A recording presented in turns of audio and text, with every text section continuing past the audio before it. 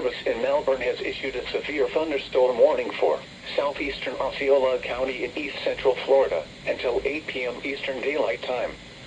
At 7:26 p.m. Eastern Daylight Time, a severe thunderstorm was located 7 miles southwest of Lake Merriam, moving northeast at 5 miles per hour. Hazard, 60 miles per hour wind gusts and quarter-size hail.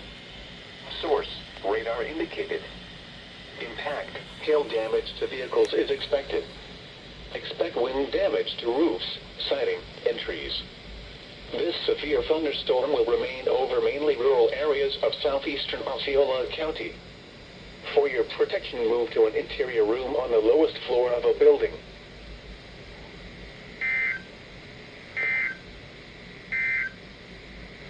Special weather statement.